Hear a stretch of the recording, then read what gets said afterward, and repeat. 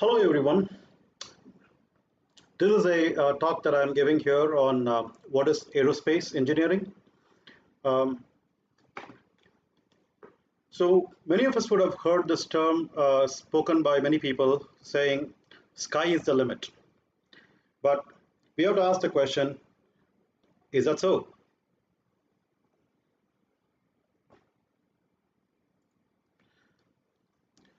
We want to actually go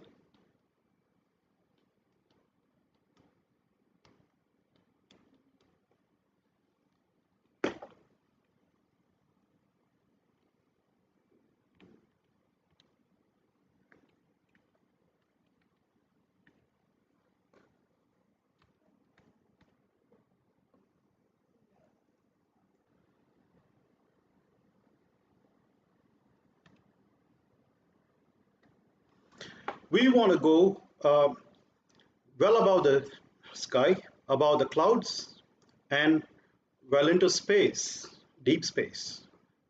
So aerospace engineering is one of those things that is not just a normal career.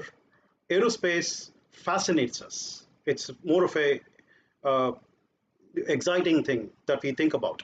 So whenever a plane takes off, uh, going along the runway, such a huge machine there, whether you watch it from the airport or sitting inside the plane, it really excites us. And similarly, if you now look at a such a huge machine like the space shuttle becoming live at the end of the countdown and all the engines getting ignited and just gets live and starts launching and going liftoff, we get really excited about this, right? So aerospace engineering in that sense is not like engineering, it's more like an emotion. And that's what really fascinates a lot of people about aerospace engineering. Aerospace engineering, again, is not an engineering, it's actually an attitude. And this is what I have learned.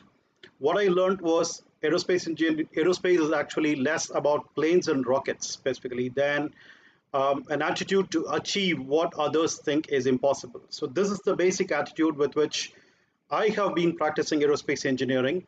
Um, Welcome to this talk. I am Satyanarayan R, Professor of Aerospace Engineering at IIT Madras. My background is I have been doing aerospace engineering all my career, starting from 1991 with a BTech in aerospace engineering at IIT Madras itself, and went to Georgia Tech for my master's and PhD, obtained them in 1992 and 95 respectively. And I've been majoring in the areas of propulsion and combustion. I'm saying this because I want you to understand the background that I have and the one that I'm coming from. Similarly, going forward in my career, we have set up a very large center called the National Center for Combustion R&D, or NCCRD, which is the interdisciplinary center of excellence at IIT Madras, which has automotive, aerospace, thermal power, fire research, microgravity drop tower, that is part of the entire center. It has received over about $30 million of funding, which we have done about 40 plus projects, and extensive industry collaboration happens over here. The most notable ones that I'm going to actually talk about as fairly big ones are the DRDO work that we do and the GE aviation work. And the most fascinating thing that I'm going to also highlight is that the NCCRD is also a hub of several deep tech startups, many of them aerospace particularly. So the DRDO funded one is actually a center within the center, which is called the Center of Propulsion Technology.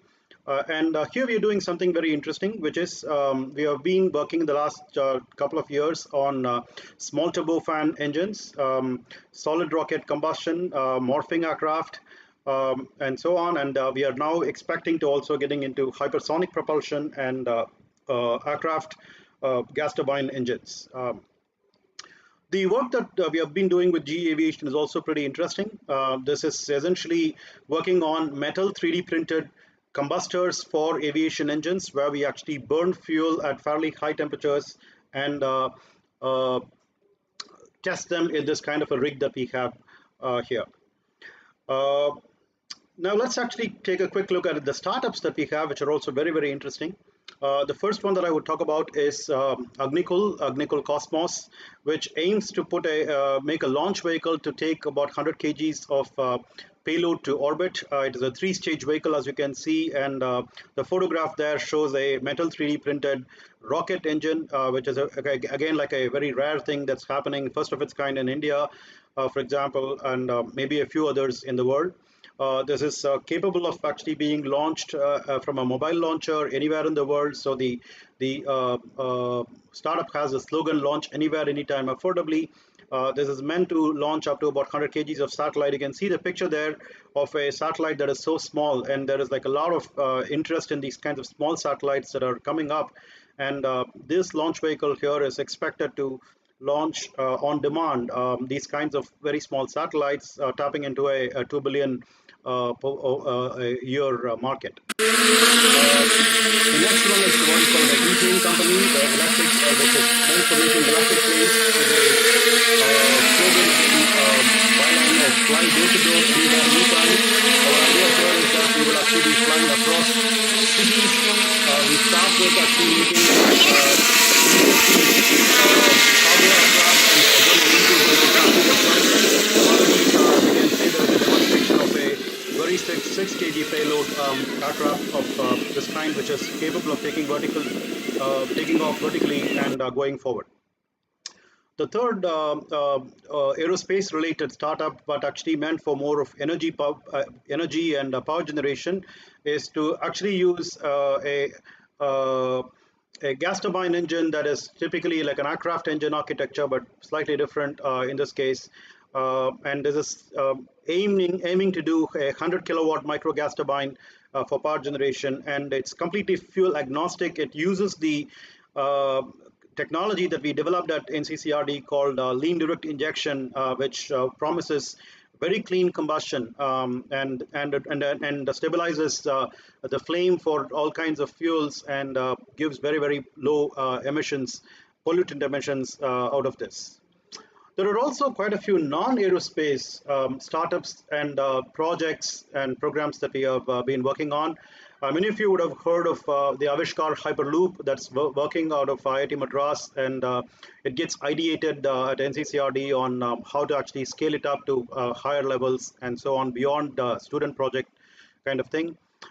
We have been using the kind of thermochemical conversion technologies that are part of combustion to use in a high pressure, high temperature chamber for undergoing what's called as hydrothermal liquefaction to process unsegregated municipal solid waste or other bio agri waste and so on to produce crude oil. And this is being done by a startup called X2 Fuels. There is a third one that's called TAN90, which is primarily into cold storage devices, looking at phase change materials and thermal management, heat transfer. A more recent one on the block is trying to work on metal air batteries using aluminum and oxygen, and configuring battery chemistry. And this is a project that is beginning to be called Allo. Now, what we can see from all these things is that aerospace comes in different flavors, first of all, right? So the first one that we are actually looking at is big aerospace. So examples of what I had given on what we have been doing ourselves is with DRDO or GE Aviation and so on. The second one that I gave an example of what we are doing is small aerospace. And this is basically the startups that we are working on, which is to make mini launch vehicles, which is typically small rockets, or the electric plane, which is a small aircraft, and so on, a small mini micro gas turbine. And then finally, we have some examples that I gave of what's called as non-aerospace. Non-aerospace is in the transportation sector, in the energy sector. More lately, because of the COVID pandemic that we are in, we have been actually trying to use aerospace technology for getting into some medical devices and so on. In this talk, I'm actually not going to be spending a lot of time on the non-aerospace side of things because of lack of time, but we will definitely touch upon the big aerospace and the small aerospace. I'm going to specifically box the small aerospace and then talk quite a bit about it, rather, because that's what is now looking to generate a lot of revenues as well as jobs, and that's very important for what we are going forward with. So the big aerospace. So what's like big aerospace? Typically, we hear about NASA, right? NASA doing deep space missions, Boeing making big aircraft, as well as they do a lot of other things, of course. But we hear about that. Similarly, Airbus doing big aircraft, as well as a lot of other things. ISRO is one of the other examples, making rockets and satellites. HAL in India making fighter aircraft. Uh, there are several such companies around the world. SpaceX is a private rocket launching company that's been coming up. So all these things are essentially what we call as big aerospace because they are doing big rockets, big planes, and deep space missions and so on, which are typically done at the level of governments or fairly large companies. Um, so big aerospace, by the way, is actually becoming fairly ubiquitous. You would think that these are sort of like very rarely happening, and there are only very few companies that have job opportunities, and they do once in a while and so on. For example, ISRO has been launching, except for the COVID pandemic now, it's been launching at the rate of about one rocket per month, and a lot of other companies have been doing something similar. In fact, the slide exactly shows what happened about a couple of weeks ago. The right hand side the picture shows the SpaceX launch that was carrying astronauts to space for the first time with a private launch vehicle. But there are a couple of other launches that also happened pretty quickly just before that. You can look at the time at the bottom. There's like 2:10 a.m. UTC, 4:43 a.m. UTC, and 9:21 a.m. UTC. That's actually 3 launches in 8 hours that happened in a couple of weeks ago. It's just as often as that these days launches are happening around the world. Uh, Aviation is something that's also becoming very ubiquitous. You will actually find a lot of airports that are very busy. You have under 1 minute per takeoff or landing kind of frequencies, except big aviation gets affected in the pandemic. We need to have that perspective in mind that anything big can also easily get affected. That's what we are learning out of what's happening with the pandemic. So let's actually wake up and smell the coffee and then look at what's happening around us. There is significant amount of technology changes that are happening around us. So in this picture, we are actually seeing like fairly large rockets that are being built by Aerojet Rocketdyne, but NASA now wants Aerojet Rocketdyne to now make more rocket engines with 3D printed parts. So additive manufacturing, metal additive technologies are emerging significantly, and these have been extremely useful for small aerospace where you could make small rockets like what Agnikul example that I was showing in a picture of a metal 3D printed rocket. But of course now the build volume for 3D printing is actually now enlarging by the year as we speak, and that enables us to actually make full 3D printed rockets even for bigger sizes. And of course, when you go to like very large sizes, like what we are talking about in the case of the Rocketdyne rocket was picture that we saw, we will expect like lots of parts will get 3D printed and assembled together. So you will cut down on a lot of detailed assembly that we have to go through, where you might also have significant errors in assembly that you can avoid if you do 3D printing. So this is a new technology that's been developing pretty fast. As we speak, and this is a game changer. The second thing that you can also come across is something like electric propulsion. So this is a picture of an aircraft that was part of a DARPA project, where you can see that there are a lot of small engines that are connected to the wings of the aircraft, and that's a new concept. So unlike so far what we have been doing, where we have a engine that is connected to a propeller or the fan blades or whatever it is, where you have to have a fairly big engine and then you have a mechanical transmission that is connected to the propeller or the fan. Here all we have to do is to run wires along the wing, and that essentially means that I can now try to miniaturize a lot of small motors and align them as along an array along the wing, and have small cowls around those fans that are very small. So advantages are many. You can now do what's called a distributed electric propulsion that enhances the lift and reduces the drag when you try to make the wing pretty compact. And it also brings down the noise levels of this aircraft significantly, that allows for vertical takeoff and landing in cities without disturbing the neighborhood. All of these things are beginning to happen now, right? We also hear a lot about the kind of thing that's happening in the computer science and data science areas, which have a bearing on what we would be able to do in aerospace. Machine learning is the first such example that you can think about. Deep learning now gets you into looking at the convolutional neural networks, where you do a significant amount of image processing and learn by detecting features on images that would be useful for getting valuable information out of them as things happen and so on. We will see that a lot of these things are actually happening over drones, as we will speak in the next few slides.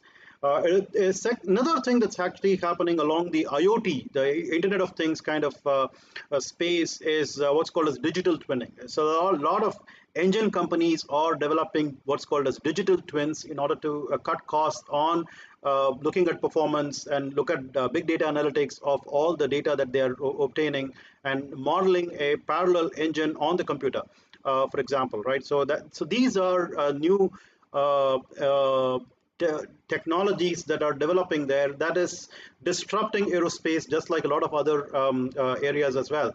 So this essentially now fosters a lot of small aerospace, and that's what I was saying before, that we need to pay a lot of attention to the small aerospace, because that's where a lot of jobs can be obtained. People can easily push themselves into doing aerospace and partake of the fascination that we originally excited ourselves with in this the beginning of this talk, right? So what is the small aerospace? And there's a lot of it, right? So first of all, drones, and we will be spending quite a bit of time on drones. Drones are becoming very, very ubiquitous. They are all around us, and I will be talking much more about it than what meets the eye. UAVs are, in fact, the names have kind of been trading. Drones are called drones because they actually make that kind of a noise. And previously it used, the UAVs were actually called these predator drones and so on, and you will find these kinds of UAVs now also will become common, and I'll talk about it in ferrying goods across the skies. For example, hitherto they have been used in military applications, but now we will have a chance to see how they can also enter the civilian space in the near future. Um, the VTOL plane is actually going to play a significant role in ferrying people across short distances, particularly if it's going to be electric propulsion. You can see in this picture as we speak multiple propellers that are mounted along the wing, and the wing itself is actually tilting in order to provide a vertical takeoff and landing capability for this plane. And once you take off vertically, the wing now slaps back into a horizontal position so that you can do a forward flight for an extensive distance, and then you can get back to vertical position for landing. We talked about Agnikul, an Indian rocket. So this is actually again an example of what's happening at the international level. So there are, I mean, just have to dial back to, let's say, looking at drones and so on. There are like about 1,000 drone companies in the world. There are more than about 50 drone companies in India itself. If you want to be India specific, similarly there are about 200 plus VTOL plane companies that are open, of which maybe at least about a half a dozen to a dozen are making, and I'll specifically highlight some of those that are already happening. UAVs have been happening for quite some time. The mini launch orbital launch vehicles are again, there are at least about 100 companies around the world. In India, for example, space startups, there are at least about 30 to 40 of them. I think at last count there were about 50 of them, of which at least about 4 to 5 are in leading position, right? And electric thrusters. So Bellatrix is another Indian company that has been doing electric thrusters within India. These are new kinds of space propulsion that is happening, which is based on electric spacecraft technologies that are emerging. And microsatellites. There are about 1,200 to 1,300 microsatellite companies today around the world, and many of these 40 to 50 space startups that I talked about that are happening in India are primarily in the realm of satellites and satellite payloads and so on, because it's becoming now relatively easier for people to actually make satellites. And of course, coupled with the mini launch vehicles, then there will hardly be any waiting time for them to go to orbit. So all of these things are actually at the anvil of taking off into really commercial products very soon in the next few years. let's spend quite a bit of time on drones. Because drones is actually going to overtake aerospace and make us really think small when compared to what we have been doing in the last century, so to speak, right? So this is a game changer. Now, this is a market data that is basically saying from 2019, where this market was about $4.4 billion, is expected to get into about close to $64 billion, right? It's a huge jump that we're talking about through 2025. Now, many such data are around here. Actually, it shows a global regional split of how this drone market is going to come up across between let's say 2017 onwards. You can see that exponential trend, right? So whenever you're actually seeing something that's exponential, you want to jump on it, and we are actually pretty at the still at the bend of the exponent. So when you get to something like 2023, 2025, we are actually going upwards, but here we are still actually going somewhat horizontal. So this is the time when you want to spend a lot of attention on these things. A very similar picture here. This is actually based on different segments, as you can see: film and photography, or inspection and maintenance, mapping and surveying, precision agriculture, surveillance and monitoring, and others, right? So there are many such applications, and in fact, what I'm going to actually talk about is a lot of niche applications of drones. So if you are really thinking about setting up like a drone company, you're not basically yet another drone company. So we can actually see how we can specialize into niche markets as well in the following slides.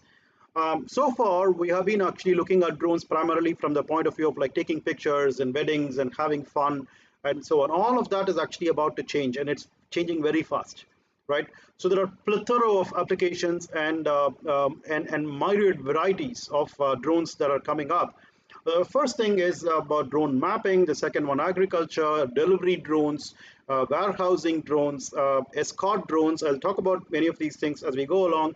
Surveillance drones, inspection drones, and wall painting, right? So in addition to this, I will still talk about more niche applications to excite your imagination, all right? The numbers required for each of these drones is huge, and the commercial potential that we saw in our market studies that I showed the data of is also very, very huge, right? So why am I saying the numbers required are very huge? It essentially means that it will require a large number of people to get involved in making these, right?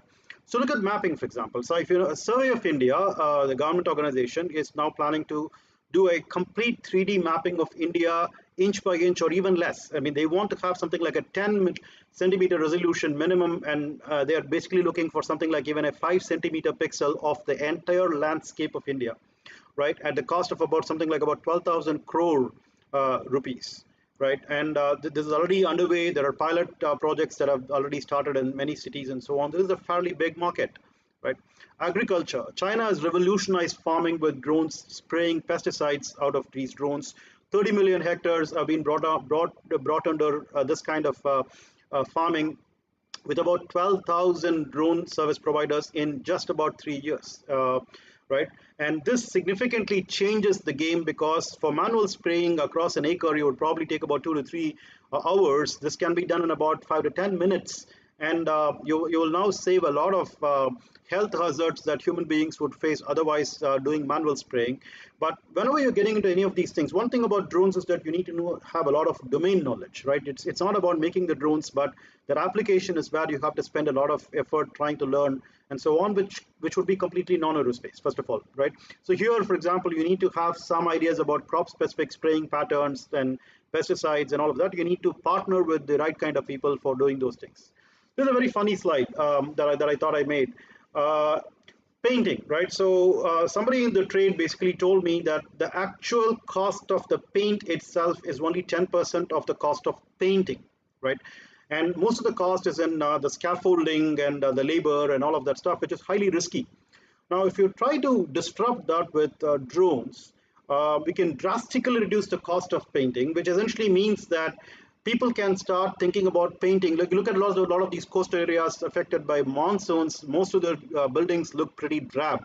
Now, you now let's say drive into Mumbai and then suddenly find like lots of bright colors for all the buildings.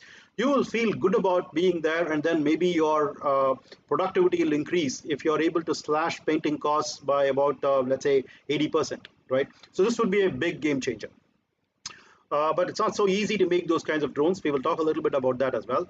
Surveillance drones are relatively easier to do. So these are essentially fitted with cameras and maybe sometimes even speakers for making announcements live at people and so on. So these are meant for like patrolling and security in compounds like factory premises and so on. Where you are looking for trespassers and identifying them. So you could actually do some kind of deep learning to get feature recognition on human beings that could be trespassers, and also do facial recognition. All of that stuff can come into this. There is a lot of AI involved in these drones because they need to go around obstacles that could be there in these kinds of environments, and they need to do autonomous path planning around the campus, and then learn from those paths on what obstacles are coming up and so on, right? Delivery drones will become a fairly big thing in the next few years. There is already um, uh, regulatory efforts that are underway today in India as we speak on trying to understand how these things will work. But elsewhere in the world, there have been trials that have been conducted where you can see a lot of photographs from Amazon or Flirty, or these are also used for ambulances taking medical supplies and like let's say blood samples and maybe even organ for transplants across hospitals in different parts of the city or whatever it is, right? So these could actually become very, very important as we go along. Um, Other interesting special purpose drones. I did talk about special purpose drones, or what we would call as niche applications. Power line inspection. Now imagine you have to actually have a drone looking a little bit from afar, because you will have otherwise electromagnetic interference from these cables carrying very, very high currents, high voltage lines. And so you need to have these very powerful zoom cameras and sometimes IR cameras for looking at thermal radiation. And you have to do this from a distance, but you have to see like a very, very small line to see if there are any ruptures along those the strands of those cables and so on. And a similar such easier application which is already being done is on railway line inspection or pipeline inspection in oil and gas applications and other pipelines and so on. But when you now get to power line inspection, it gets a little harder, and that's a very niche market again. And there are like hundreds and hundreds of kilometers of these power lines running around. Indoor drones, right? So if you now we are actually looking at indoor drones, there is a huge market for doing warehousing, where you have all these kinds of big packets and packages which have barcodes or RFID tags, and you need to be able to read all of them and find out which is where. And then you now essentially send a drone which does not have a GPS access for locating itself, and so it needs to do what is called a simultaneous localization and mapping, or SLAM. So there is a lot of again computer science involved in these things, or data science involved in these things. And there are lots of big industries which have huge amounts of warehouse storing, particularly when you now look at these e-commerce, right? So all these online retail shops, right? So they don't have to actually put up a shop. Instead, they actually have very, very big warehouses where you have to be able to locate what is it. So this is a very, very huge emerging market. Uh, this is my pet idea, which is like what's called as a e-pet, which is trying to make this drone talk to you and also follow you wherever you want. So this is very good as a medical device. For example, if you're dealing with patients with Alzheimer's disease, they may actually forget where they are, and the drone can follow them and then tell them where to go and all of those things. And of course, it can also be of great fun to a lot of people, right? Drone lights is something that I had not thought about, but Intel had actually done this. So what they did was to essentially have a very, very small 50-gram palm-sized, like a wireframe drone, and made like thousands of those to fly up in the sky in a swarm and start making patterns. And this is a pattern that they made of their own logo, and this is another one. So these things could actually light up the sky during events like sporting events or so. We hope we can get back to after the pandemic is over, and you can light up the sky. We can also show a lot of big messages on the sky, and so on with these kinds of drone lights. It's a very very small drone, but about thousands of them that are orchestrated to move together, right, in what's called as a swarm, right. Tethered drones have a huge number of applications where you're not really going too far, but you just want to temporarily go up. And so this is an example of how you can set up a temporary mobile tower in case of things like railway accidents or calamities. That's right. So, and you can continue to supply power. But there are a lot of other applications where you also have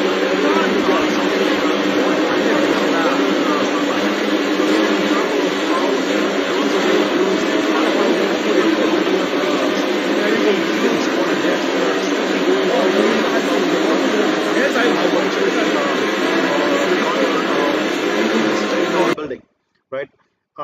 Solar panel cleaning, again, it's a tethered drone. You can see that there is water supply that's being spent, and then there is like a boom that is trying to clean these solar panels. Again, solar is something that's emerging as a big thing, and solar cleaning is something that's going to be huge. This is similarly wind turbine cleaning. Again, all these renewable energy sources, we will have something big happening where drones can be used. Now, the question that we have to ask is, are drones really aerospace, right?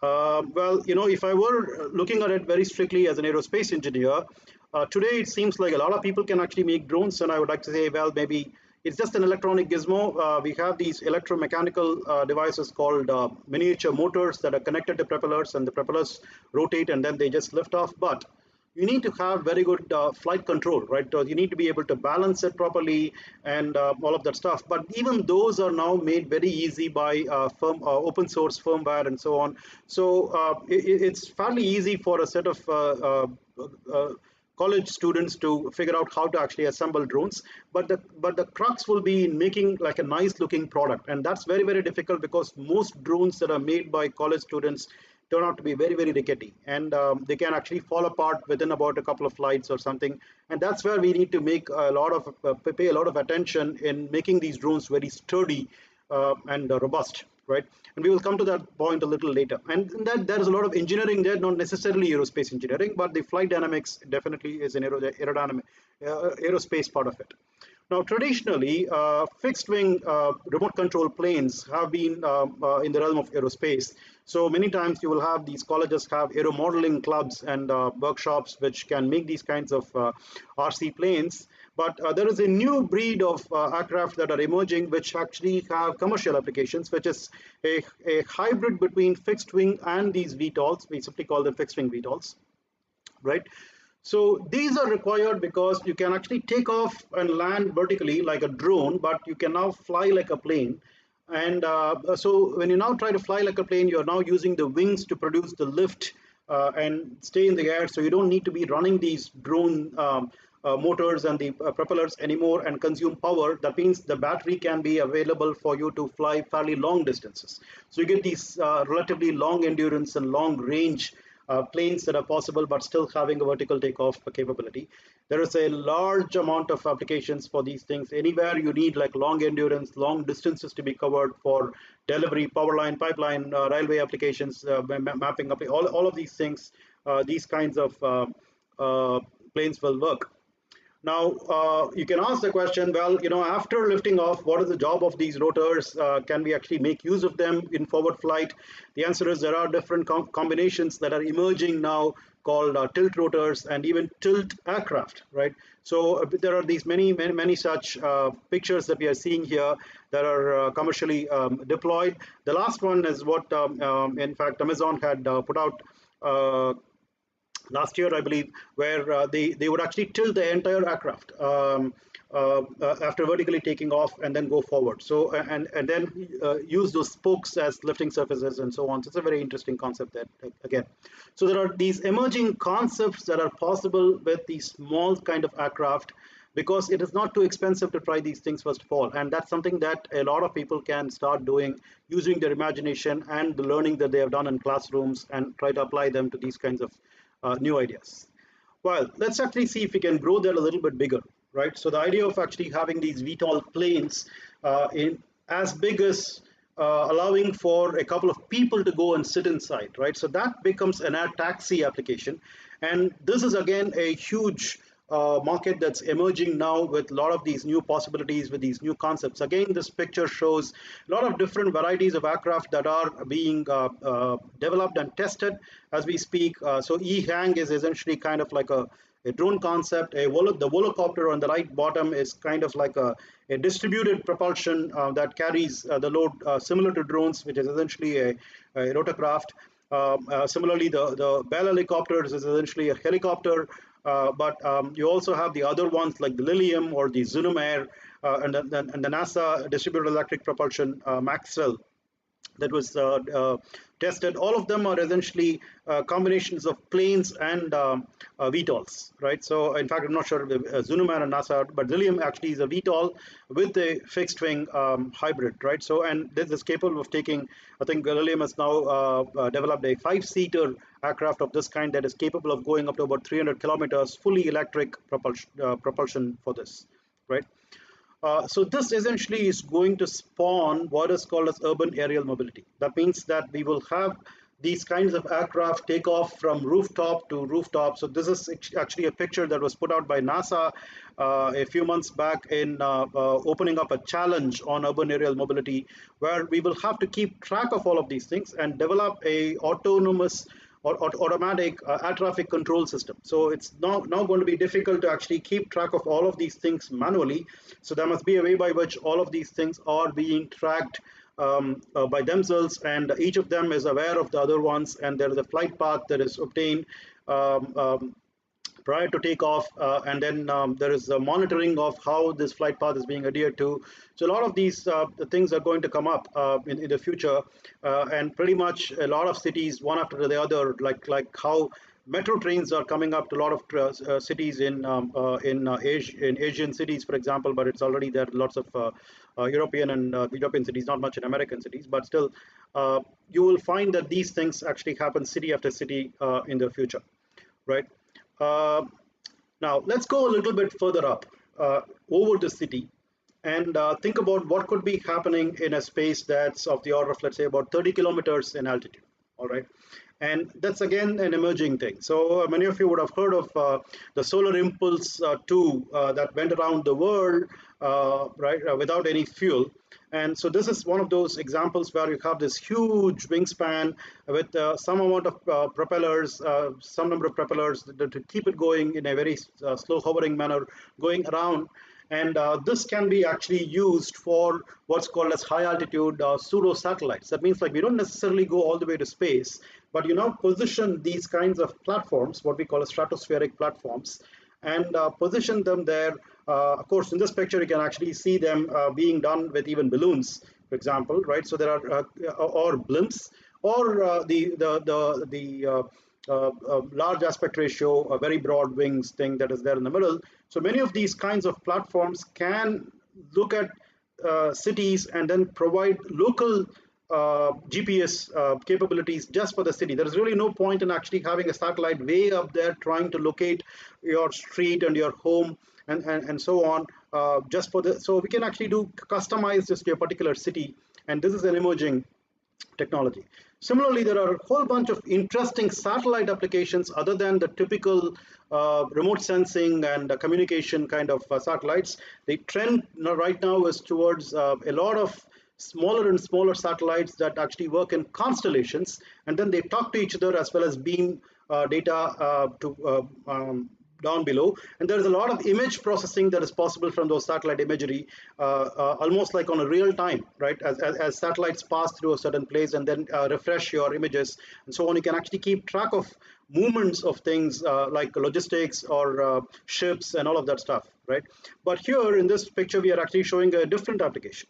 We are talking about satellites being used for cloud data storage. Now, we are now used to this word called in the cloud for the data. But as I started by saying in this at the beginning of the talk, we think way above the clouds, right? So I don't know what's the name that they're going to come up with, but essentially data storage is like a huge thing which has a lot of thermal management problems because it spews out a lot of heat when it is positioned in on Earth.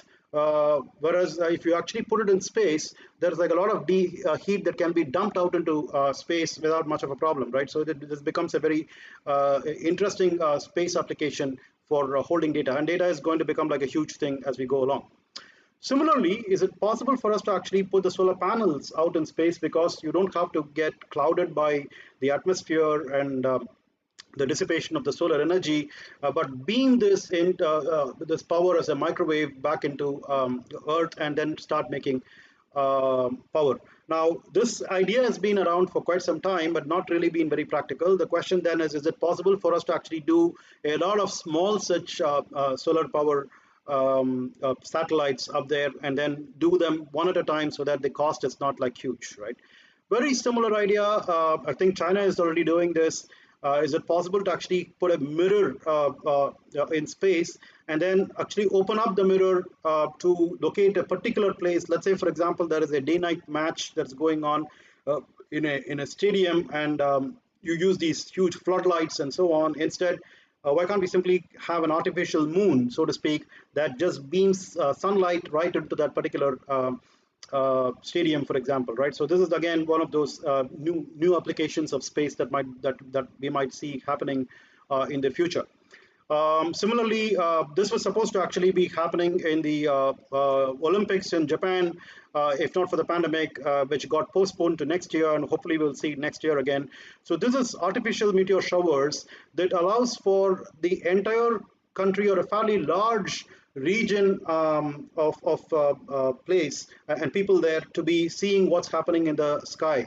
And if you now say, essentially, it means like, what they were planning is to essentially throw a lot of balls that would start burning up when they enter the atmosphere and create like a meteor shower kind of experience. Now, if it's possible for us to now adapt this to starting to do fireworks with, let's say, suborbital rockets, and or take those Intel drone lights kind of thing up there to suborbital orbits, and then start doing this huge messaging and patterns in the sky that let's say an entire country or an entire state in a place outside of just the stadium alone, right? So can watch. That would now become like a very entertaining thing for a large number of people to participate and partake of, right? This is some serious aerospace, yeah. So just hypersonic flight, and we expect again this will take this has been going on for nearly about 3-4 decades now. The idea here is that we now go at something like Mach 6.5. There are lots of tests that are now being done at Mach 13, 11 to 13 or thereabouts. Essentially what's called as hypersonic flight, where you go through what's called as supersonic combustion. That means you take in air that is coming in at such high Mach number, decelerated, but only to about something like slightly supersonic speeds of about Mach 2 or Mach 4, and burn fuel in such very high speeds and then push it out at much higher speeds and propel forward. This idea here is primarily to get you from let's say Chennai, where I am, to New York in 4 hours or whatever it is, right? So that kind of very short time scales flight, right? So very fast flights.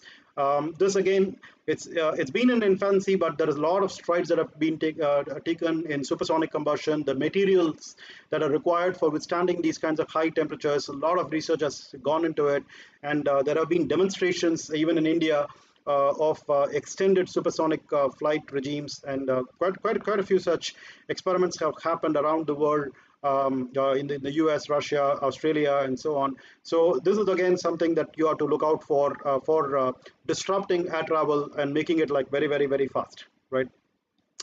The ultimate goal would be, again, of course, Mars exploration. So we have been talking about putting in the Tesla Roadster in Mars orbit that was done by Elon Musk and SpaceX last year, right? So the idea here is that slowly we are looking at a community that would form that roots for a human civilization to be established in Mars. And this we expect can be happening in this next generation, which is like the next 30 years or so. Where so if you're either in school or actually in college, and you're now getting into a career, this could be one of those things that you will see in the prime of your lives happening. And if you want to be part of this fun, I think you should sign up, right? So this is again very well in the realm of happening in the next decade or two. Going beyond Mars, can we actually go beyond Mars and think about what next? And of course, NASA has sent a couple of satellites in the past going out of the solar system and going past Jupiter and Saturn and then exiting the solar system and so on. So those things have happened. So you will find more of these things happening. That picture actually showed a spacecraft that's orbiting a satellite to map, sorry, an asteroid to map what is there in the asteroid. So here is actually a website that ranks asteroids by the commercial value. All right. So in terms of what is available in them and so on. So asteroid mining could become like a big business as we speak in the next couple of decades, possibly, right? Of course, there should be international laws that govern these kinds of activities. But most of the things that I talked about, starting from the drones, everything actually has to come under laws, regulatory laws, security, everything. Has a sort of governmental oversight in different countries with different laws. You got to keep that in mind because aerospace can always be used in different ways. So we will have to come under laws and wait for laws to happen, but they are all in the realm of happening. So let's get back down to earth from deep space and back to the classroom. So I'm a professor, so that's where I've been belonging for most of my career so far. So question basically we have to ask is what do we actually learn in aerospace? So here to start with, we have a list of core courses that we will go through. It's a laundry list of a lot of courses. I have to tell you, when I went to my bachelor's, I learned a lot more than this for my core courses, but right now I think we are kind of restricting to this like a bare bones core course load that we would want to give. And of course, like most of those terms and conditions, you don't exactly go through them over here. But fundamentally, all these things are what we call as theory courses. Typically kind of like push them in the back of our head, saying that is all like theory, right? That means like we just learn the basics, but we don't really we don't exactly how to apply except to solve problems in class or in the exam and you know homeworks and stuff. Now, optionally, depending upon where you go to school and college, there are some universities and institutions that now say these could be part of core, but they could be part of electives too, right? So, but these are fundamentally what we would call as skills acquiring, right? So these are essentially about methods, right? I could also add things like experimental techniques, laser diagnostics and so on as well. But fundamentally, if you want to do engineering, you want to have some computational tools up your sleeve, like computational fluid dynamics and the finite elemental analysis and all of that stuff, all the way going down to even things like aircraft maintenance or production and materials and all of that. Now, the current trend is for letting students decide what they want to learn because there is just way too much to learn, and you can go deeper or actually try to do what is the latest and so on. So there could be a lot of special topics or advanced topics that you want to delve deeper into, which would be offered as electives in different universities. I'm going to actually specify how to learn these things, right? So the question is, how useful is it to learn? So a lot of people basically think I go to college for a degree, but I do a lot of other things on the side to learn. So do I really learn anything from the classroom, right? Now the theory is actually pretty good because it's always good to have a very strong foundation on the basics. Now this is where actually classroom education is very, very important, right? But skills is something that is very good for getting jobs, and many times your degree program may not really be catering very closely for you to acquire these skills. In fact, I'll speak a little bit more in detail about this in the next slide. Special topics. these are actually good for you to take up research if you want to do go further into deeper research and so on. Maybe you got excited working in a lab with a good professor in a good college, and you said let me actually now drill deeper into that particular topic and then take up a research as a career, because that's fascinating by itself, although it's going to serve a very small cog in the wheel, so to speak, on the larger technology development and the products that will come out of it and so on.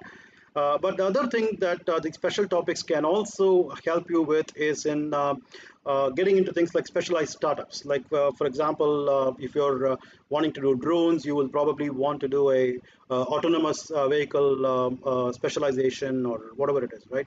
So there are a lot of topics, or electric aircraft propulsion, or so one of those. So you can take some of these specialized topics for getting into certain specialized startup companies as well, right? But big companies, they primarily look at the first couple of things. So these two are things that actually you might be able to learn by yourself through a lot of these NPTEL lectures. In fact, the theory courses are also in NPTEL, but it's always good to have a mentor to go to for clarifying your questions and doubts, because the strong foundation is something that you need to necessarily have with the help of a mentor. But the other ones are something that you can actually pick and choose from different MOOCs that are available online, and NPTEL is a very good source to start with. I'm not trying to advertise, I think it's a factual thing. Now, the problem essentially we have to also look at is what they won't teach you, right? And this so that you actually have your expectations right. Now, one of the things that we don't really teach in most of the engineering institutions around the world is product design and development, how to make a product, okay? And that's something that we won't really bother about. We'll be talking about lots of different things, but necessarily not how to put them together. We will actually give a flavor of making a design of an aircraft or something like that, but it's just a flavor, right? So you're not really making that product by itself. Commercial software. So the skill sets on things like computational fluid dynamics or finite element analysis, there's again a lot of theory involved, there's a lot of mathematics involved, there is a lot of coding you could do and so on, but there's a lot of commercial software that's already available, right? Would you be wanting to learn that when compared to what a professor is asking you to do? It's up to you, right? You should be able to do that. Detailed engineering, right? How to make a hinge, or how to actually make a plastic part snap fit, or screws and springs and all of that little details gets missed out today. Engineering practices, right? So how do you actually make conceptual drawings, take them from there to actually get to engineering drawings, and from there you now get into computer aided manufacturing, and all of those kinds of things is again something that if you were to join a big company, you will probably get trained, but if you are doing things by yourself, you'll have to figure out how to do these things yourself. A keen sense of observation, like look at everything, every little thing around you. It doesn't have to be aerospace at all. How is it being manufactured? How is it being designed? Why is it actually like this? And so on. So these are things that you have. And common sense. And common sense is something that is pretty uncommon, and we can't impart that, right? So it's something that you have to actually develop yourself. Entrepreneurship, and that's very important because there is a lot of these small aerospace that you can actually do by yourself and try to make money, right? If you're one of those guys who will want to go out and set up the company yourself, you need to learn some basics of entrepreneurship, like customer validation, customer identification, and a lot of those kinds of things, business cases, and so on. Unfortunately, we don't really teach many of these things as a routine, and this is true of most of engineering education, not necessarily aerospace education alone, right? So, question basically is, how do you evolve yourself, right? And that's what you have to worry about. You don't now say somebody didn't teach me this, or I didn't learn that, and so on. You have to evolve yourself, and this is true of any engineering or any profession, any career, not only aerospace engineering, but I'll come back to aerospace engineering specifically in the next slide. The main way you can actually evolve yourself is to involve yourself. That means, like, you have to actually get your hands dirty. You have to get to do things. How do you get to do things? First of all, be part of teams, right? Form teams around you, and this is primarily now today the main advantage in actually going to a university, particularly a good university or a good institution, where you will find a lot of like-minded people around who are bubbling with enthusiasm to do things and so on. So get together and make things, right? So it's very important to make a lot of things, try, fail, redo, make it better, and so on.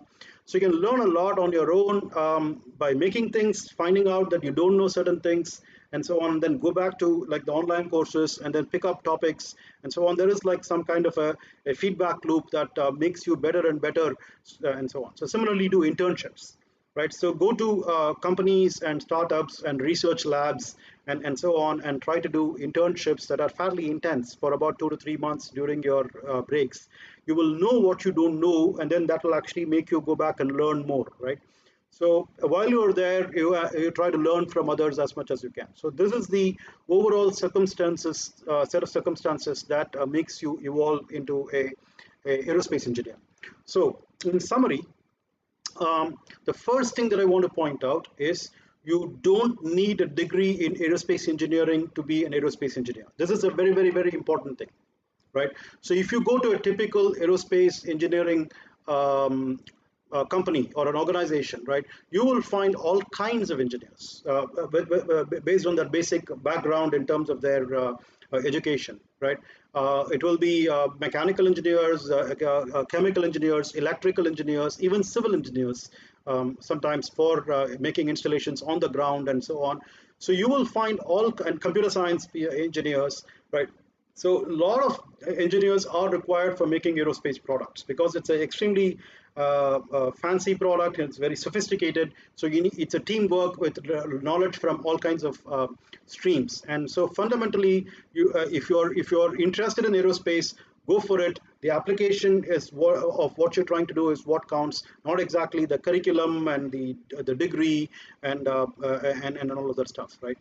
Now, you can contribute, so essentially you can contribute to aerospace engineering in many different capacities, in many different ways, even as a managerial person or conceptual drawings or any of these, even artists can actually contribute to aerospace engineering because it's a fascinating subject, as I started out saying, right? So fascination is something that you want to keep in your mind all the time, right? At the end of all the dreary work that you do, the drab and boring stuff that you do, nuts and bolts and all of that stuff, finally when something goes up there and works, right, there is nothing like it. And this is true of big organizations as well. So every ISRO scientist feels so proud when a rocket goes up, right? So you can be part of that exciting journey if you work in any of these big organizations, because particularly they make like very big rockets and very big planes. That's so much more fascinating, right? But there are lots of small companies that are coming around, lots of startups that are coming around on things like drones and small rockets, small planes, small everything. We talked about lots of satellites and so on. So this is an emerging trend, and you want to be targeting some of these. Look around for all of these developments around, and then see if you can target them and start working with them. First as interns and then as employees, and maybe you are the one who will actually start up the next best startup in aerospace and so on yourself. So you can be an entrepreneur, you can start up your own company, but the most important thing is not everybody can just become an entrepreneur. You need to have a keen business sense. You should be able to show value to a customer, right? You should be in a position to make money out of the technology. That's more important for an entrepreneur than the technology itself. And keep that in mind, first of all, if you want to get there. Very similarly, you can be a researcher and contribute to aerospace engineering. You can deep dive into a particular area, like I did in my PhD, and a lot of others in academia have been doing ever since for our research career and so on. But keep in mind that that's actually going to move the needle on the technology development only a little bit, but you get immersed in the whole experience. It's intellectually very rewarding.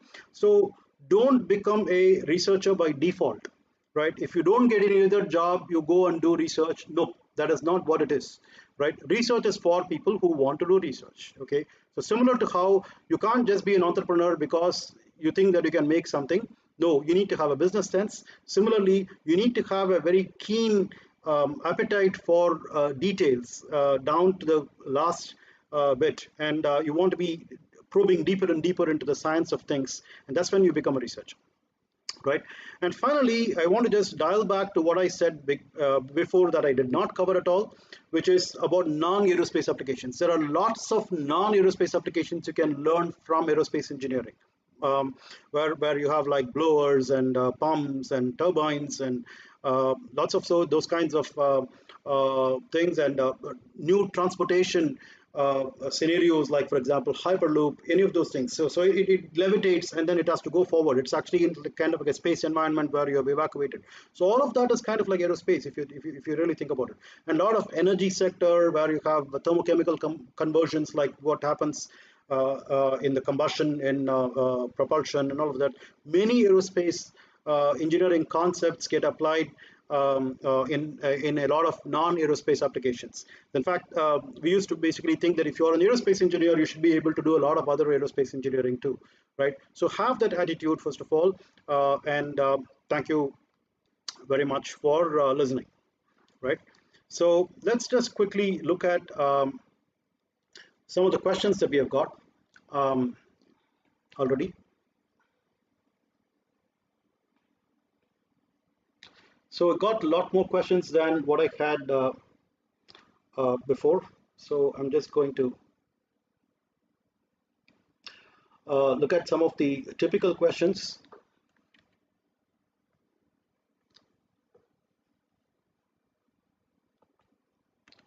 Um, I think I covered quite a bit in detail on basic knowledge that is required for aerospace engineering, what topics and chapters you need to be clear with. I think basic physics and maths is very important for aerospace engineering. So if you are actually in school, focus on physics and maths. A little bit of chemistry is also very good, no doubt about that. So fundamentally, if you're very good in basic sciences, that's good. You don't need anything more. I think career opportunities, there are a lot of misconceptions about aerospace career opportunities. It used to be very prosaic, very few in number, and that's because of the big aerospace, right? But that's about to change in the 21st century with a lot of new technology that's emerging on things like 3D printing and machine learning and so on with the drones. And so there is like a large amount of career opportunities that are available there. You just have to go explore. It may look unconventional to your parents, right? But you make sure that you're actually going to get a paycheck and then go give the first paycheck to your parents. They should be happy, right? And you need to have that passion and a mission oriented goal. I think people will be very supportive. You just have to push through. There's so much opportunities out there that you can try to. This exactly happened in solar in the last few years. For example, you find like a lot of companies that are now doing rooftop solar solutions and so on, right? They were just about doing well when the price point was becoming favorable, but now it's actually a very good time for them. So these things are changing, right? So we have to kind of ride the wave, and that's very important for you to understand and pursue. I think a lot of questions about placements that I can see. I think I mentioned what I just said. I can't emphasize more on jobs, right? So if there is no job, you go create your own job. I think that should be your attitude. If you're an aerospace engineer today, you need to have that kind of an attitude, is what I would think, right? And that is possible. So we are making planes and rockets even as startups, so it should be possible, right? Uh, So there is a question on how ISRO is preparing GSLV Mark III rocket to reusable launch vehicle of a first stage of the rocket in like SpaceX. That's an NIT student that's asked this question. ISRO has its own reusable launch vehicle program, not necessarily piggyback riding on the GSLV Mark III, and they in fact did their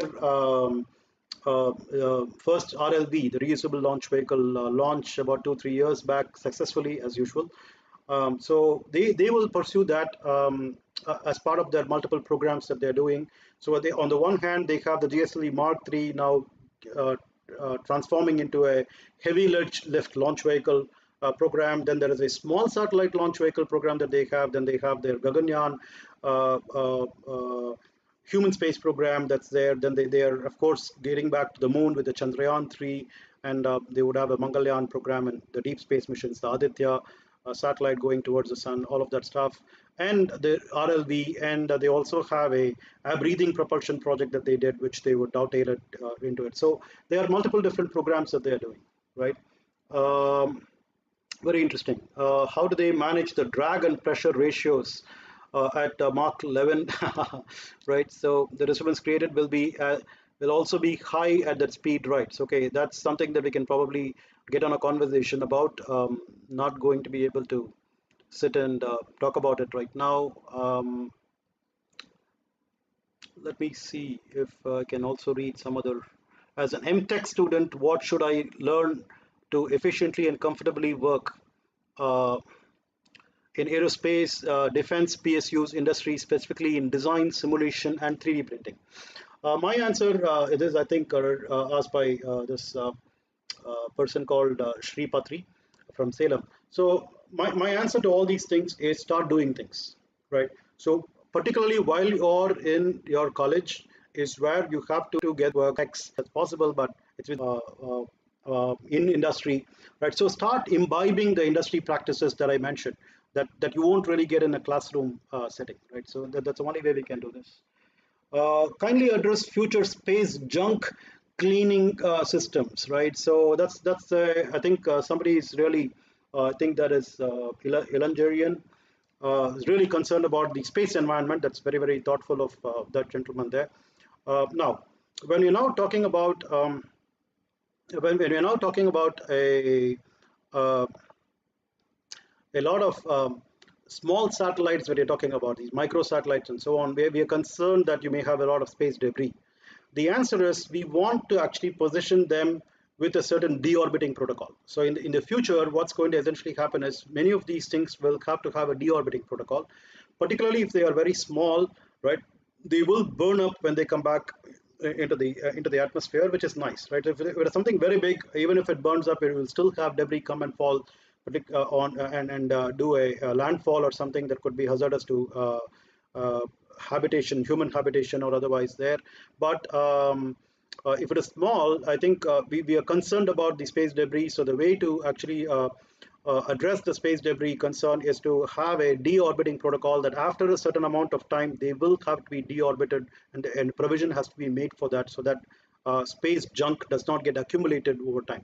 Whatever space junk that's already been is already there, there isn't like a great plan to clean it up, but we want to make sure that we are not going to throw more junk over there, and that's something that people are monitoring significantly.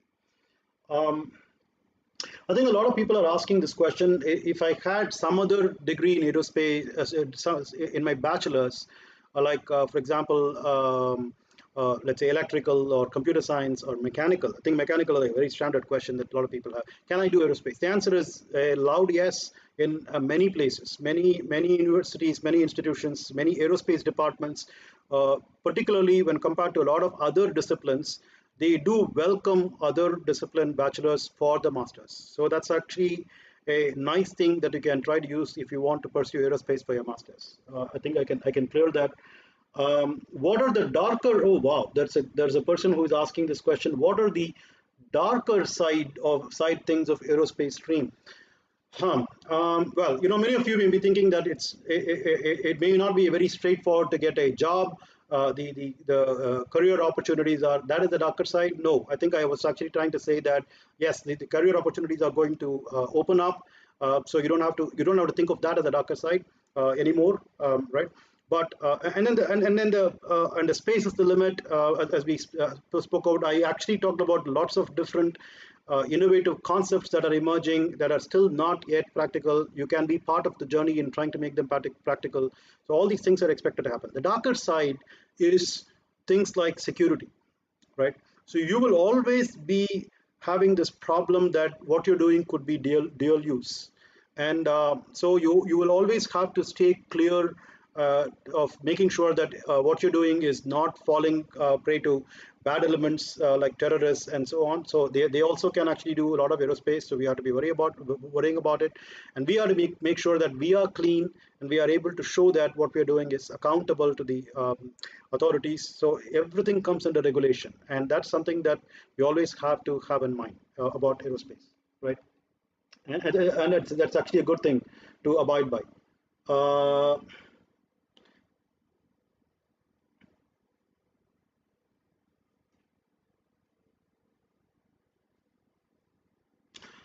there is a question about COVID-19 altering the internship situation. Um, well, that could. I'm hoping that that's only this summer, or maybe this year, and Internships could be done virtually. You could do a lot of computational simulations, for example. You could do a lot of AI kind of things that can be accomplished working from home. So there is a lot of computational work that happens in aerospace. Could be CFD or FEA kind of software, or flight dynamics simulations, and so on. So you can actually pick any of those that can be done on a computer right now, but that's the best thing we can do at the moment. But I'm hoping that this is a temporary thing, and hopefully it will not really adversely affect any of us going to the future. I mean, it's a concern that the entire humanity basically faces, right? Um, there is a person who says, I took turbulence modeling and got interested in CFD and want to pursue in the direction. What study structure should I follow? And this gentleman or lady, I don't know. Yeah, the person is called Paras Savalia. So from Jamnagar. Uh, and so he says, I'm a mechanical engineer. All right, so yeah, fine. I mean, mechanical engineering is perfectly fine for turbulence modeling and CFD.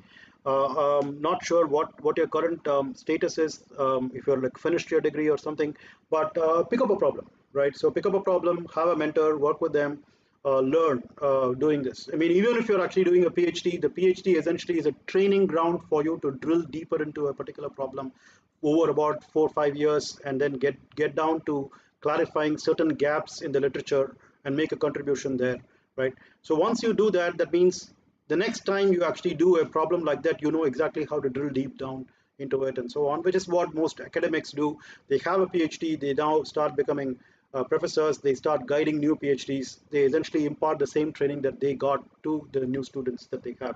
So you have to do something similar. You have to work with a mentor. You have to pick a problem that a mentor might say, might give you, but you want to choose a turbulence-rich problem and deep dive into turbulence modeling and so on. It's not very difficult to find such people who are doing these things um, by looking at their websites.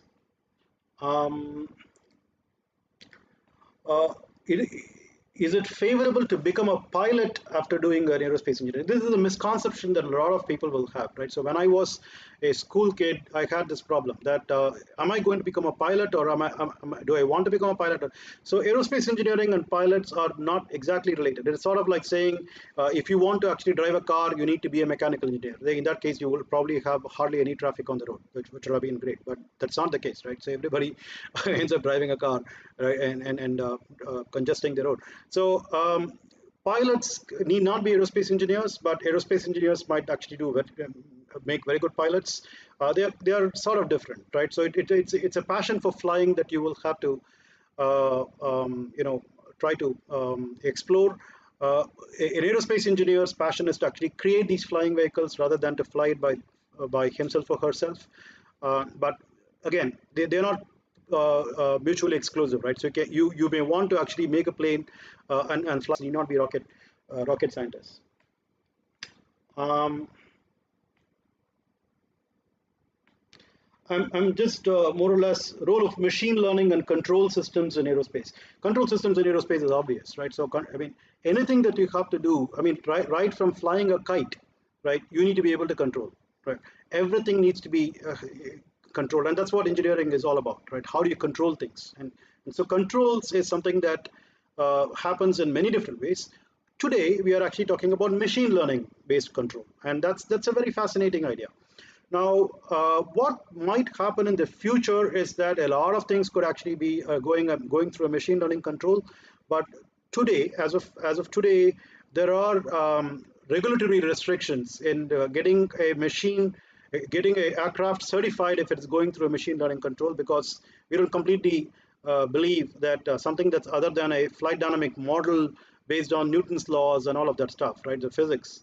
We're not expecting that'll actually see that. The reason is machine learning is all about like probabilities, right? So you'll now go through a learning data set, and there is like a limit to what you've learned, and you might actually come across something that has not been learned, and we don't know how the behavior is going to be. So the control becomes more and more robust the more it learns, and so you go through a reinforcement learning and so on. So we can't pinpoint and say this is 100% perfect, right, with machine learning at the moment, right? So as computing power increases and it becomes a lot more ubiquitous and mainstay, you probably will find this happen. But machine learning is being used for a lot of small things, but not completely for control today. So just wanted to point that out. And That's about it. I think I'm done with answering all the questions, more or less. Not really taking more of the degree and job questions. I think I addressed them in my talk. Thank you very much for listening. Have a good day.